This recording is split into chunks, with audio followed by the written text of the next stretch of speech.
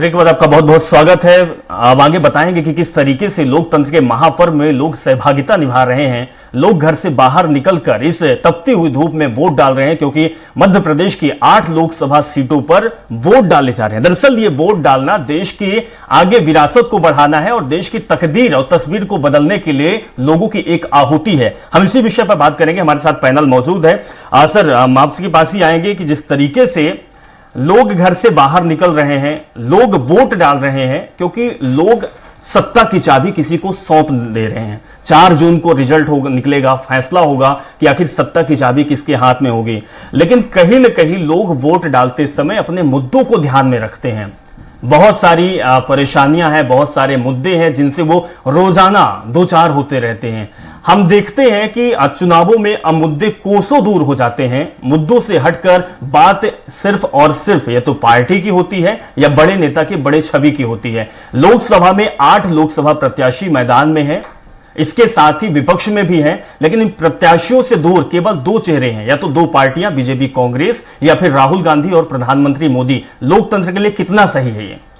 देखिए, यदि मध्य प्रदेश के परिप्रेक्ष्य में देखा जाए तो यहाँ पर बाई पार्टी सिस्टम हमेशा लंबे समय से चल रहा है। 2 ही पार्टियां रही हैं और वही सक्रिय तौर पर रही हैं। जहां तक मुद्दों की बात है, मुद्दे पहले फेज से लेकर, चूंकि इस बार का फेज है, लंबे 7 फेजों में चुनाव हो रहा है। पहले फेज, दूसरे फेज को लेकर जो पार्टियों की सबसे बड़ी जिम्मेदारी होती है कि ज्यादा से ज्यादा मतदाताओं को वो निकाल पाए। उसके लिए मुद्दे कई बार ऐसे होते हैं कि कुछ गारंटी, जैसे मोदी की गारंटी शुरू हुआ, कांग्रेस की गारंटी, 5 गारंटी अलग हुई हैं। उन मुद्दों से अलग हटकर भी यदि वोटर्स को निकालने में कैसे मेहनत की जाए, ये कहा जाए कि एक दूसरे पार्टियों को उन मुद्दों पर लाया जाए। कई बार होता है कि जानबूझकर एक दूसरे पार्टियों को इस तरह के मुद्दे उठाते हैं कि उनको उस पर जवाब देना पड़ता है, तो इस तरह से मुद्दों पर जरूर आते हैं। तो ये है कि और जो वोटर है, वोटर अपनी कई, यदि देखा जाए तो आज के जो जिस तरह का दौर चल रहा है, इसमें युवा हैं या महिलाएं हैं, जो अपना वोट, कई लोग होते हैं अपना पहले से तय कर लेते हैं किसको वोट करना है, लेकिन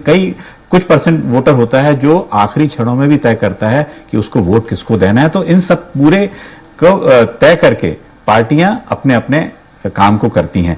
यदि जितेंद्र जी से मेरा यदि जवाब, आवाज आ रही हो जितेंद्र जी, तो जी, तो आप उस बात को जरूर, चूंकि आपसे जो सवाल था उसको जवाब पूरा कीजिए।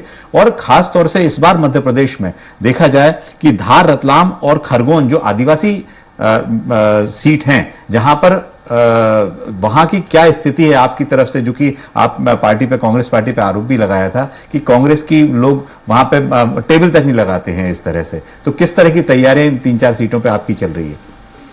तो देखिए, अभी बहुत अच्छी बात आपने करी। मैंने सुना कि पार्टियों की विचारधारा को लेकर आपने कहा कि आज के दौर में सत्ता प्राप्ति सबसे बड़ी विचारधारा बनी है।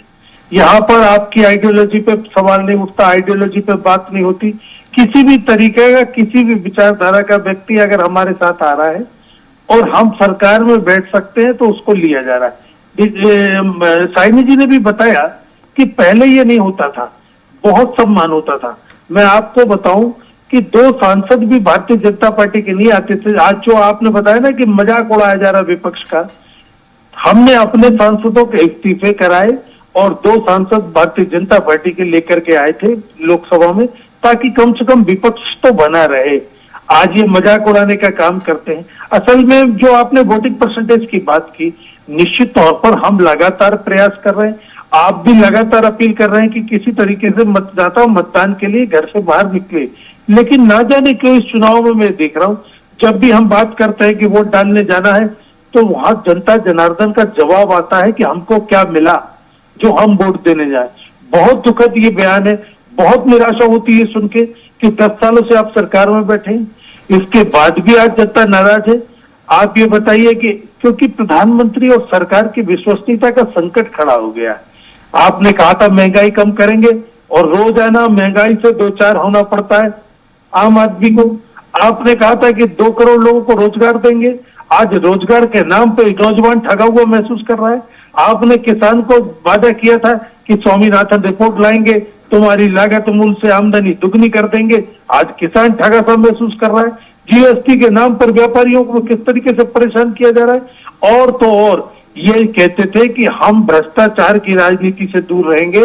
आज 8,500 करोड़ रुपया इन्होंने किस तरीके से उगाही और किस तरीके से वसूली टैक्स के नाम पर इन्होंने लिया है उद्योगपतियों से, किसी से छुपा नहीं।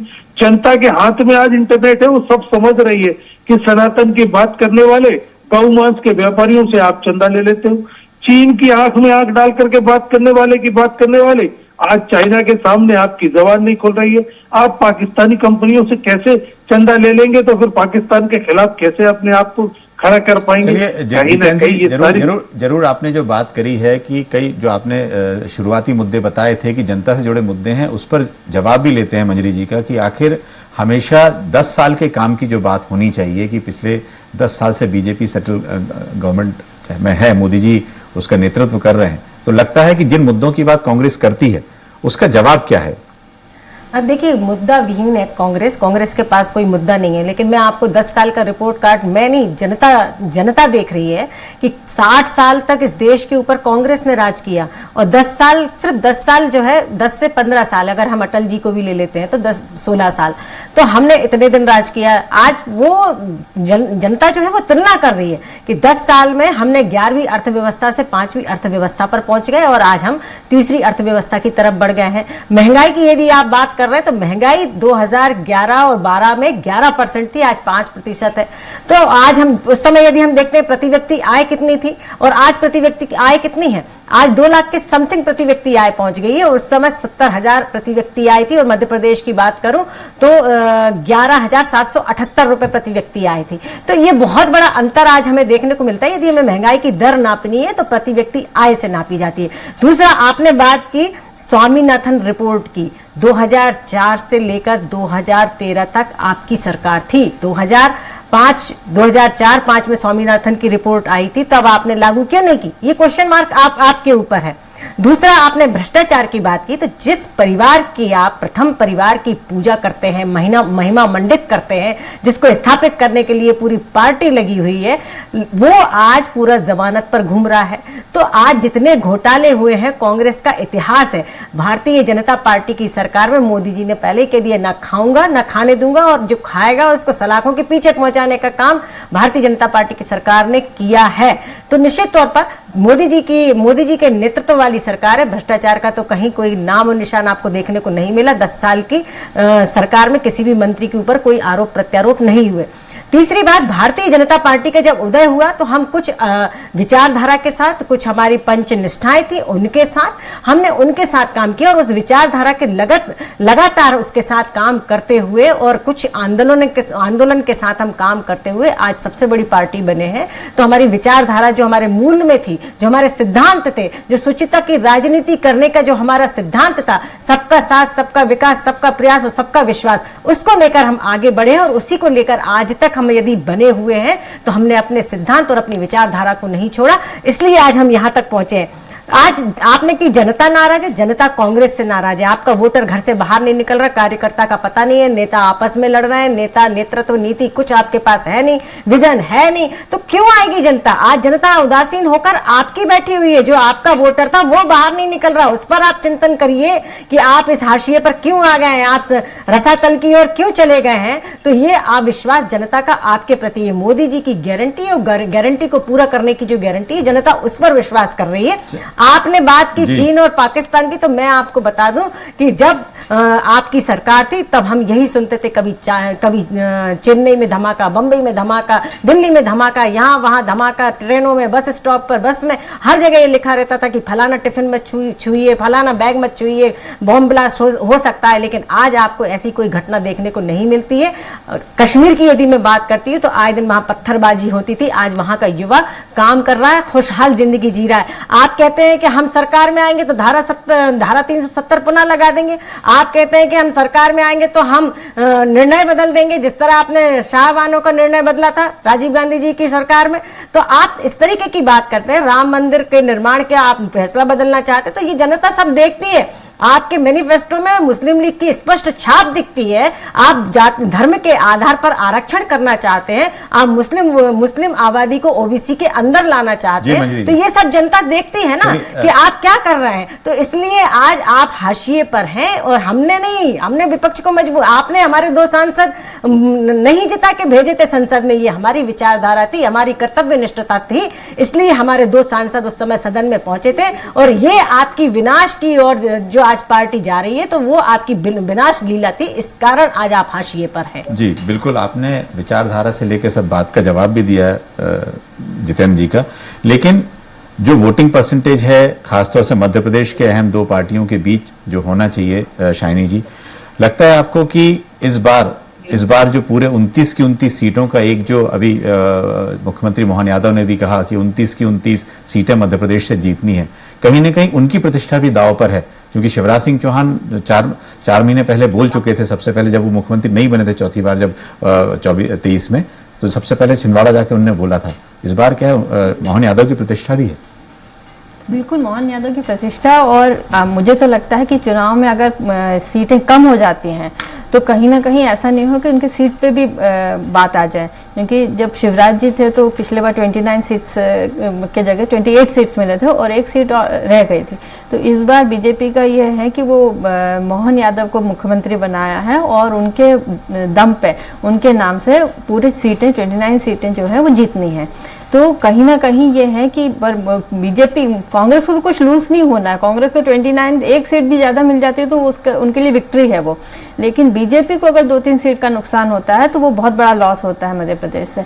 तो ये पूरा जो ठिकरा है वो मोहन यादव जी के सर पे ही फूटेगा कि वो मुख्यमंत्री बने हैं, उसके बाद कांग्रेस का यहाँ पे जो हाशिए पे बीजेपी आ गई। चलिए, अभी तो फिलहाल बीजेपी का दावा है, उसको 4 जून के बाद तय होगी कि आखिर क्या होता है। लेकिन जितेंद्र जी, महिला वोट मध्य प्रदेश में चमत्कार करता है और विधानसभा चुनाव में भी देखा है।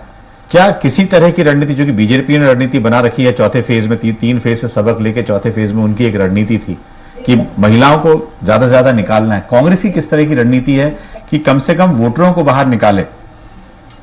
नहीं, देखिए, जिस तरीके से विधानसभा में महिला वोटर ने बढ़ चढ़ के हिस्सा लिया था, निश्चित तौर पर उसे लगा था कि लाडली लक्ष्मी की जो घोषणा की गई है ये हमारे लिए फायदेमंद है। आप ये देखेंगे कि किसी भी तरह से आज महिलाएं घर से नहीं निकल रही। तो मैंने जो कारण बताया, एक तो महंगाई से पीड़ित है, वो 33 रुपए का दूध 66 रुपए में खरीद रही है, 63 रुपए की दाल उनको 200 रुपए में खरीदना पड़ रहा है। निश्चित तौर पर बजट प्रभावित हो रहा है। और इसके बाद आपने देखा, मैंने कितने सवाल पूछे भारतीय जनता पार्टी से कि महंगाई पे आप बात क्यों नहीं करते, रोजगार, तो वो आंकड़े गिनाने लगते हैं, कई पाकिस्तान से तुलना करने लगते हैं। मेरा ये कहना है कि इन आंकड़ों से कुछ नहीं होगा। आज इस देश में अमित जी 80 करोड़ लोगों को मुफ्त राशन देना पड़ रहा हो, उस देश में कितने भी आंकड़े गिना लीजिए आप, इससे क्या फर्क पड़ने वाला है? आप ये बताइए कि आज रोजगार की दिशा में क्या काम हुआ, इस पर जवाब देते कहते 60 साल में आपने क्या किया।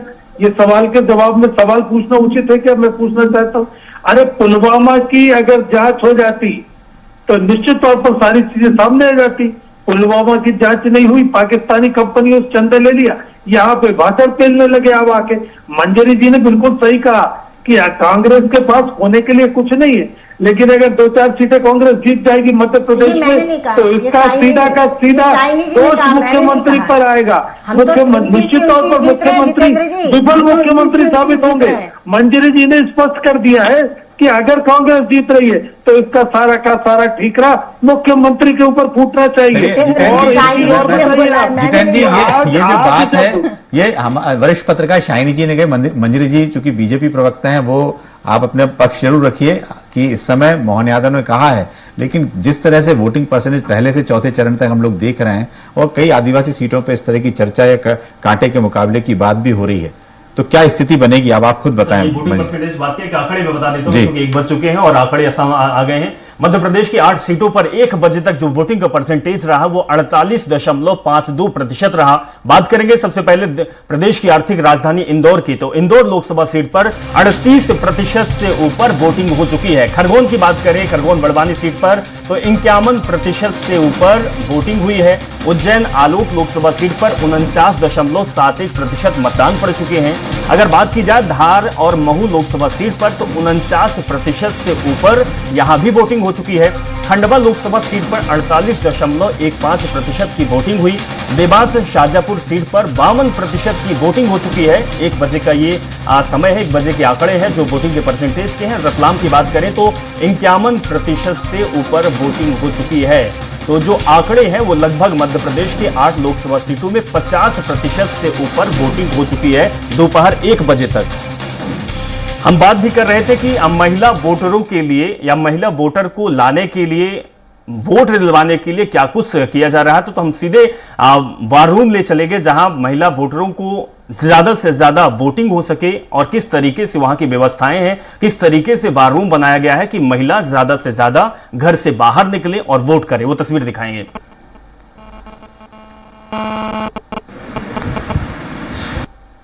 तो आप ये तस्वीर देख रहे हैं। आज महिलाओं को वोट लोकसभा के आखिरी चरण में यानी कि मध्य प्रदेश में 4 चरण का मतदान है, तो ये आखिरी चरण का मतदान होने जा रहा है और 8 लोकसभा सीटों पर मतदान हो रहा है। लेकिन भारतीय जनता पार्टी के महिला मोर्चे ने इस बार कमर कस ली है कि किसी भी सूरत में नारी शक्ति की ताकत दिखानी है। हमारे साथ प्रदेश अध्यक्ष महिला मोर्चे की माया नरोलिया जी हैं जो राज्यसभा सांसद भी हैं। मैम, हम देख रहे हैं कि इस बार महिला मोर्चा काफी मेहनत कर रहा है, नारी शक्ति को लगातार जागरूक किया जा रहा है। देखिए, लोकतंत्र का ये महायज्ञ है। प्रधानमंत्री नरेंद्र मोदी जी का पूरी मातृशक्ति महिला मोर्चा बहुत अभिनंदन करता है। जितना महिला मोर्चा को मान सम्मान दिया है हमारी भारतीय जनता पार्टी की सरकार ने, हमारे यशस्वी प्रधानमंत्री नरेंद्र मोदी जी ने, उनके नेतृत्व में आज हमारा मान सम्मान जो बढ़ा है वो भारतीय जनता पार्टी में काम करते हुए बढ़ा है। पूरा महिला मोर्चा प्राण पड़ से ये बात सिद्ध करेगा कि महिलाओं का वोट प्रतिशत इस चौथे चरण के चुनाव में मध्य प्रदेश के अंदर सबसे अधिक होगा और माताएं बहनें टोलियां बनाकर, झुंड बनाकर, लंबी लाइन लगाकर मतदान केंद्रों पर खड़ी हैं। लाभार्थी बहनें, लाडली बहनें, स्वयं सहायता समूह की बहनें, एनजीओ की बहनें और महिला मोर्चा की कार्यकर्ता एक एक घर जाकर उन बहनों को मतदान केंद्र तक ला रही है और ये संदेश दे रही है कि अच्छे नेतृत्व की सरकार चुनना है। अच्छे सरकार के लिए हमें प्रधानमंत्री नरेंद्र मोदी जी को वोट करना है। हमें एक एक सांसद को विजय बनाना है। जब हमारे सांसद जीत कर जाएंगे तो मोदी जी के हाथ मजबूत होंगे। ये चुनाव मोदी जी के सम्मान का चुनाव है और मोदी जी के सम्मान में पूरा महिला मोर्चा मैदान में उतर चुका है। आज आप बार रूम का दृश्य देख रहे हैं। हमने धरातल पर काम किया और धरातल पर काम करने के बाद थोड़ी चिंता हुई कि महिलाओं का वोट प्रतिशत कम क्यों हो रहा है, क्योंकि भारतीय जनता पार्टी की सरकार महिला सशक्तिकरण के नए आयाम स्थापित कर रही है। मोदी जी महिलाओं को आर्थिक रूप से, राजनीतिक रूप से, शैक्षणिक रूप से और सामाजिक रूप से सशक्त करने का काम कर रहे हैं। हमारा नैतिक कर्तव्य बनता है कि हम मोदी जी के सम्मान में एक एक मतदाता को मतदान केंद्र तक पहुंचाएं और भारतीय जनता पार्टी के पक्ष में वोट डलवाएं। तो हम ये बात सुना रहे थे, महिला मोर्चा, बीजेपी महिला मोर्चा की तरफ से एक पहल की गई है। लेकिन मंजरी जी, सबसे बड़ी बात यह है कि अभी महिलाओं की बात चल रही थी। आप खुद महिला हैं, शाहिनी जी हमारे साथ मौजूद हैं, लेकिन हम देखते हैं कि हमारे प्रदेश में 1000 रुपए महिलाओं को देने की बात आती है। लाडली बहना योजना, महिलाओं की लाइन लग जाती है। हमारा प्रदेश उस आर्थिक दौर से गुजर रहा है कि हर महीने की उस तारीख का वेट करती है, इंतजार होता है कि 1000 रुपए उनके अकाउंट में कब आएगा। उसमें भी महिलाएं इतनी खुश हो जाती है। यह हमारे देश और प्रदेश की स्थिति है।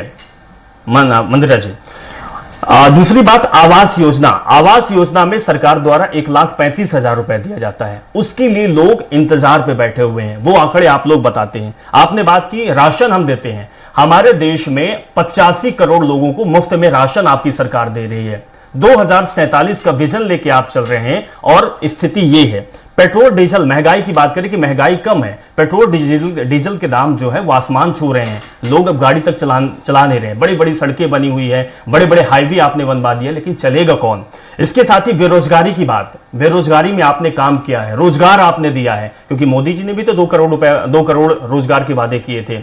अब आप ये बताइए कि अगर 100 भर्तियां निकलती है तो 10 लाख आवेदन होते हैं, परीक्षाएं भी कैंसिल हो जाती हैं। सोचिए कि बेरोजगारी दर कहां है, महंगाई कहां है। तो ये वादे और दावे ठीक है 29 में से 29 सीट हैं, आपकी सरकार बन सकती है। 4 ने नारे दिया, मोदी जी बहुत लोकप्रिय हो चुके हैं, वो भी शायद आप पार कर सकती हैं। लेकिन स्थिति परिस्थिति क्या है देश और प्रदेश की, हमें आपको अच्छे से पता है। मंजरी जी देखिए, मैं आपके हर बात का जवाब दूंगी, प्रॉपर समय दीजिए। महंगाई की अगर बात करते हैं तो मैं उसका पहले ही जवाब दे चुकी हूँ कि प्रति व्यक्ति आय से, जिस व्यक्ति को हम 2014 के पहले जैसे 20,000 25,000 रुपए मिलते थे, आज उसे 1 लाख से 1.5 लाख रुपए तक की तनख्वाह मिल रही, तो हमने प्रति व्यक्ति आय भी तो इंक्रीज की है ना, बड़े हैं। दूसरा, आप रोजगार की बात कर रहे हैं, आंकड़े कहाँ के हैं? 10,000 रुपए की नौकरी लोगों को मिल नहीं रही है। मध्य प्रदेश के प्रति व्यक्ति के पास 55,000 रुपए का बोझ बीजेपी सरकार और आपकी सरकार, मध्य प्रदेश की सरकार दी हुई है। प्रति व्यक्ति के ऊपर बोझ है, ये कर्जा है। देखिए, मैं आपको ये बताना चाहती हूँ कि मध्य प्रदेश की सरकार हो चाहे केंद्र की सरकार हो, हमने रोजगार के नए आयाम गढ़े हैं, रोजगार सृजित किए हैं। देखिए, अगर आप सिर्फ सरकारी नौकरियों से ये सोचेंगे कि रोजगार उत्पन्न हो रहा है, तो सिर्फ सरकारी नौकरियों से हम ये नहीं सोच सकते। इतने लोग आप भी समझते हैं, पढ़े लिखे हैं, कांग्रेस भी जानती, कांग्रेस भी नहीं दे पाई कभी सरकारी नौकरी, और सरकारी नौकरियां इतनी उपलब्ध हो भी नहीं सकती। लेकिन हमने रोजगार को सृजित किया है। आत्मनिर्भर भारत जो कॉन्सेप्ट है वो निर्भरता से आत्मनिर्भरता की ओर है। जब कोरोना काल आया उस समय भी देखिए सारे दुनिया में आर्थिक मंदी का दौर था, लेकिन भारत इंक्रीज हो रहा था 5वीं अर्थव्यवस्था के रूप में। तो देखिए, कहीं ना कहीं हमने लोगों को मजबूत किया है, तभी ना 25 करोड़ से लोग अधिक जो है गरीबी रेखा से ऊपर उठकर आए हैं। आज हम 80 से 85 करोड़ लोगों के लिए राशन दे रहे हैं, तो ये एक बहुत बड़ी उपलब्धि है कि उस वजह से ही आज लोग 25 करोड़ लोग जो है वो गरीबी रेखा से ऊपर उठकर आए। हमने पीएम आवास दी है, 1,35,000 नहीं 2.5 लाख रुपए तक का पीएम आवास दिया जा रहा है, जिसमें जो गरीब कभी जिसने सोचा नहीं था कि उसके ऊपर पक्की छत होगी। रात भर लोग, बारिश होती थी तो पन्नी का जो एक छप्पर तान के टपरे के अंदर पूरा परिवार खटिया के ऊपर बैठकर अपना समय बिताता था। तब कांग्रेस की सरकार में एक पंचायत में मुश्किल से 1 या 2 कुटिया इंदिरा आवास। आपने जो सवाल पूछा उसका जवाब पूरा देना पड़ेगा ना मुझे। तो हमने रोजगार सृजित कैसे किए, हमने स्वरोजगार कैसे सृजित किए, वो हमें आपको बताना चाहती हूँ। मुद्रा लोन के तहत हमने स्व सहायता समूहों को लोन दिया, हमने मिनी इंडस्ट्रीज को बनाई और उसमें लोगों को रोजगार दिया। ठीक, मैं समझ गई। हर मंचों से इस तरीके की भाषण बयानबाजी हम सुनते रहते हैं। सर, एक आखिरी सवाल आपसे, वक्त कम है।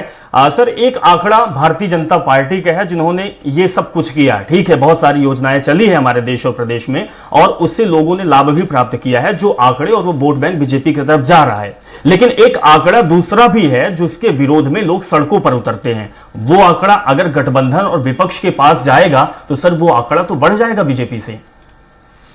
देखो, इसमें जिस तरह से दोनों जगह से जो मुद्दों को लेकर बात हो रही है, या सड़क पे कौन उतर रहा है, गठबंधन में कौन है, यूपीए में कौन है, एनडीए में कौन है, ये सब बात जो है बिल्कुल वोटिंग परसेंटेज कितना होगा, सातों फेज में पार्टियां लगी हुई हैं। जैसे मंजरी जी ने भी कहा कि कितनी उन्होंने जैसे बेरोजगारी वाले आंकड़े दिखाए, महंगाई में क्या उन्होंने किया। लेकिन ठीक है, महंगाई दर कितनी बड़ी है, कितनी अभी हुई है, वो पुराने से कंपैरिजन कर रही हैं, लेकिन उसका आंकड़ा यदि पेट्रोल डीजल से बात की जाए आज कितना हुआ है, कई ऐसे मुद्दे होते हैं जिसमें जो वोट डालने के लिए अहम होते हैं। अभिषेक बिल्कुल, शानी जी आपसे भी यही सवाल है, इसी सवाल से जुड़ा हुआ कि एक तरफ गठबंधन है तो दूसरी तरफ भारतीय जनता पार्टी के बड़े चेहरे चुनावी मैदान में हैं। इसमें कोई दो राय की बात नहीं है कि प्रधानमंत्री मोदी की छवि और लोकप्रियता बढ़ी है और बढ़ती जा रही है। लेकिन 2019 और 2014 का चुनाव नहीं रहा। 2019 के बाद ये 24 का चुनाव है, बहुत सारे चैलेंज रहे हैं प्रधानमंत्री मोदी के सामने, बहुत सारे मुद्दे रहे हैं जिस पर सरकार घिरती हुई नजर आ रही है। प्रधानमंत्री मोदी ने 14 और 19 में जो वादे और दावे किए थे वो शायद पूरे नहीं हुए। कुछ में काम हुआ, बहुत अच्छे से हुआ, लेकिन कुछ में काम करना अभी भी बाकी है। लोगों की कहीं ना कहीं आशाएं भी हैं और लोगों की नाराजगी भी है। ये नाराजगी कहां जाएगी जब ईवीएम के साथ लोग जाएंगे? ये जो आपके सवाल है इसका तो जवाब 4 तारीख को ही पता चलेगा कि कहाँ पे जाएगा। लेकिन बात ये हमारी मंजरी जी ने जैसे गिनवाया सारे जो काम किए हैं बीजेपी ने, सरकार ने, पर मेरा ये पूछना है और जानना भी चाहूंगी कि जब अगर इतना काम हुआ है तो मोदी जी को मंगलसूत्र और इसकी बात करने की आवश्यकता क्यों पड़ी? कि अगर आपने अपने डेवलपमेंट पे ही अगर रुके रहते, आपके जो कैंपेनिंग है उसमें सिर्फ डेवलपमेंट पे ही क्यों नहीं रुके रहे, आपने उस तरह के इमोशनल कार्ड्स क्यों खेलने की कोशिश की? अगर सारे जो इश्यूज हैं अगर रिजॉल्व हो गए हैं, आपने इतने बेरोजगारी और इन्फ्लेशन पे कंट्रोल कर लिया है, तो फिर इस तरह के मुद्दे क्यों लेने पड़े? तो इससे सीधे जाहिर होता है कि कई लोगों के जो अपेक्षाएं हैं वो पूरी नहीं हुई है, और पूरा सबका तो होना पॉसिबल भी नहीं है, पर जहां तक ज्यादातर लोग हैं जिनकी अपेक्षा पूरी नहीं हुई है, इसके वजह से इस तरह के मुद्दे जो हैं वो तर्कश से निकाले जाते हैं, इस तरह की बोली आती है जो कि कंट्रोवर्शियल हो जाती है। बिल्कुल गोशाली जी, कहीं ना कहीं मुद्दों पर बात, माफी चाहता हूं हमारे पास वक्त कम है, मुद्दों पर बातचीत हो रही है और लोकतंत्र का महासमर चल रहा है। लोकतंत्र के इस महासंग्राम में पार्टियां जो अपने अपने दावे और वादे लेकर चल रही हैं, वो वादों पर कितने प्रभावशाली होंगे यह 4 जून को साफ हो जाएगा। लेकिन बहुत आप मेहमानों का बहुत बहुत शुक्रिया कि आप लोग हमारे साथ जुड़े, इस संवाद में हिस्सा बने। तो मध्य प्रदेश के 8 लोकसभा सीटों पर मतदान पड़ रहे हैं, लोग घर से बाहर निकलकर मतदान कर रहे हैं। निमाड़ और मालवा सीट जो है बड़ी दिग्गजों की साख दांव पर लगी हुई है, तो पार्टी के बड़े नेता भी जो वादे और दावे कर रहे थे कि 29 के 29 सीटें जीत कर दिखाएंगे, तो दूसरी तरफ विपक्ष भी ये कह रहा है कि रोजगार, बेरोजगारी, इसके साथ ही पलायन और बहुत सारे मुद्दे हैं जिनको लेकर हमें न्याय दिलानी है। अब जनता किसके पक्ष में है, लेकिन वोटिंग से जुड़े हुए सारे आंकड़े आपको लगातार स्वराज एक्सप्रेस पर दिखाएंगे। आप कहीं जाने की जरूरत नहीं है, लगातार आप बने रहिए स्वराज एक्सप्रेस के साथ। वापस आएंगे एक छोटे से ब्रेक के बाद।